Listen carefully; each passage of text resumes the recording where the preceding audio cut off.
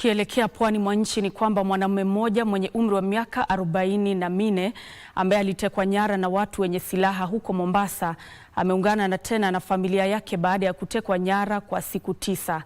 Harrison Nyamu ambaye alitekwa nyara siku ya Krismasi nyumbani kwake Changamwe amesimulia mateso aliyoyapitia na kukosa kupewa matibabu kabla ya kuachiliwa Januari tarehe 2 katika eneo la Vipingo, kaunti ya Kilifi. Watetezi wa haki za binadamu wamelaani kitendo hicho huku wakitaka uchunguzi kufanywa ili hatua zifaazo zichukuliwe dhidi ya waliohusika. Harrison Nyamu alionekana kuwa na wasiwasi na bahati kurejea nyumbani salama baada ya kutumia msimu wa sherehe akiwa katika mikono ya watekaji nyara. Mgonjwa huyo wa figo ambaye anahitaji kuoshwa damu almaarufu dialysis anasimulia jinsi alivyochukuliwa kutoka nyumbani kwake usiku wa kuamkia Krismasi na watu wenye silaha kabla ya kusafirishwa hadi mahali pasipojulikana ambapo alipitia madhila na mateso. Watu walikuja wamevaa ninja,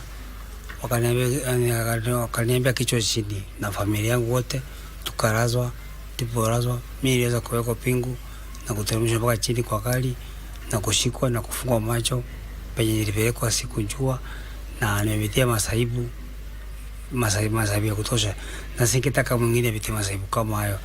Siwezi omba mwingine apitie masaibu kama hayo nilipitia, kwa sababu nilipitia masaibu.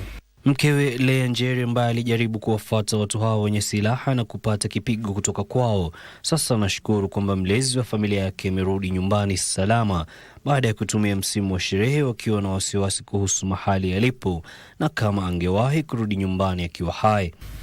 Nilishikwa na watu walikuwa wamejihami na mabunduki, nikaenda nikapiga ripoti na nikawa niko na watu wananisaidia kufuatilia hiyo maneno. Na ikiwa tarehe 2 Januari, nashukuru Mungu mzee wangu amerudi akiwa mzima, hata kama amesema amepitia masaibu. Nashukuru Mungu kumuona amerudi akiwa mzima. Hiyo ndio ilikuwa inataka matumaini yangu, arudi nimuone akiwa mzima na watoto pia.